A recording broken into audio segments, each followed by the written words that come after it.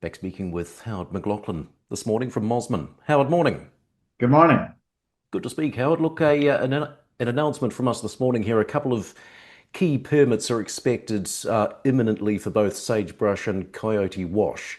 Just run us through what they are and why they're important for the projects. The Coyote Wash is the IMDA approval, which is the Indian Minerals Development Agreement that we negotiated late last year and signed in December. So it's gone through its various environmental analyses, and the BIA have approved it, subject to a 30-day public awareness. So hopefully, all things being equal, that will be approved around the middle of this month. And Howard, at Sagebrush? Sagebrush is it's more the 3D seismic. We spent a lot of time uh, getting the environmental biological surveys for cactuses and other such things, and cultural artifact surveys. So that's all behind us, and the tribe has stepped up really and said, "Listen, we this is on our land. We're happy with the what's been done. We will make this approval ourselves. We don't need to wait for the Bureau of Indian Affairs to do it." And again, they've decided they will approve that in the middle of August. And it's worth just pointing out how a lot of hard work's gone into this from your team in the US. Yes, it was a real a full bench press to get all the surveying done because it was very time sensitive, particularly through the Mesa Verde cactus flowering season, which is when you have to do the survey. Are you surprised at the speed at which some of these approvals, should they come through, have come through? Yes, and it's a combination of a couple of things. They have a new minerals director who is a very a capable man, industry aware and very pragmatic. So he's been extremely helpful. I negotiated the IMDA directly with him through the later part of 24, and we got it done in inside of 2 months, where other companies had been on the sidelines for years trying to push this thing forward. So yeah, it's refreshing. We've run into a few time delays with the BIA, but we've got dedicated staff now, specifically to help with the permitting process. So that's all these things together have made quite a difference, and we have accelerated this project significantly faster than any of our competitors have been able to do. And Howard, the last time we spoke, we focused predominantly on Sagebrush. Just give us a quick recap on Coyote Wash and the opportunity you see there. Yeah, Coyote Wash is adjacent to Sagebrush. It had a 3D survey that was shot by the industry, but proposed by the tribe as a way to generate interest. And that was shot quite a few years ago, but nobody had actually managed to finalize an IMDA over that seismic survey. So we're really the first to get a good look at it and negotiate for an agreement. We promptly reprocessed the entire survey using better algorithms, more modern techniques, and came out with what looked like very similar large structures that we saw in the original seismic, but more resolution.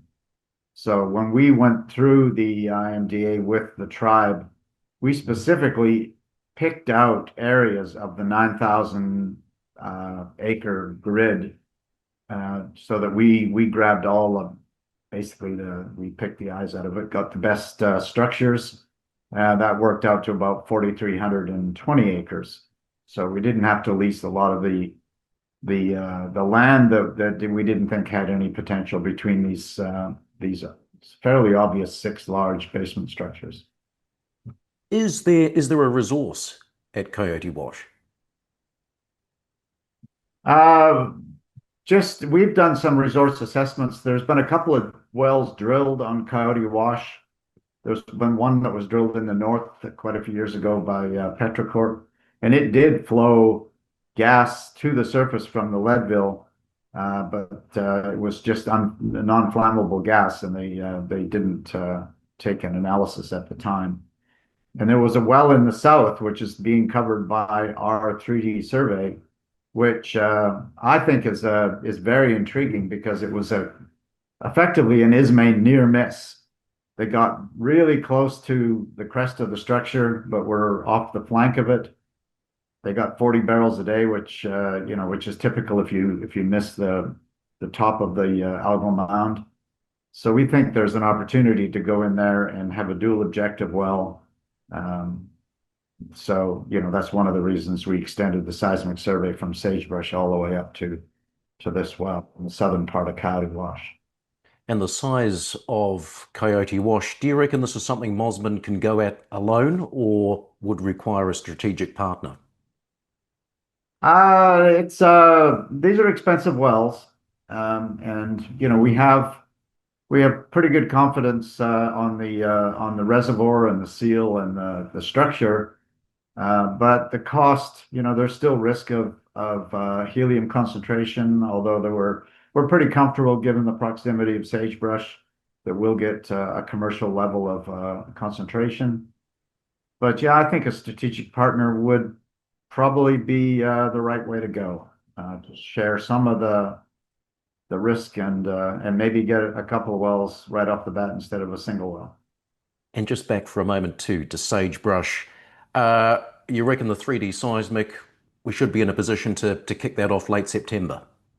I hope so. It's now in the hands of the seismic contractors. They have a number of crews scattered around the western part of the United States. So we've asked them to do the best they can to line up a crew that's already working in the area so that we can limit the cost of mobilization. They're reasonably confident in the late September, early October timeframe that they'll have a crew available. And as far as the extended well test, would you be looking to or consider techniques such as acidization to improve flow rates? Yes, we would. Every Leadville production opportunity that's worked has had acidization. This is really just to clean up around the perfs and get through the cement and expose native rock to the well bore. I think it's ideally if we were to start from scratch, we might look at drilling it in a different way. But having this well bore sitting there for basically for free, uh, it's a huge opportunity for us. Hmm. And what about some early helium sales during the test period? Um, I think that's unlikely. I think that we're going to get permission to vent the gas. There's the separation of the methane and the CO2 and the nitrogen from the helium is a very complex process, and really it doesn't make sense to try to truck it or even utilize the pipeline at this stage. We really want to get an idea of what this structure is capable of doing. And after that, then we will go into the full front-end engineering study and the surface configuration of the equipment. But clearly across Sagebrush and Coyote Wash, strong progress being made. You're pleased with how things are moving forward. Yes, very pleased. We're doing it very effectively and efficiently. We have a medium-sized virtual staff where we hire specialists on a consulting basis when we need them, and it's a very tightly integrated, very capable team.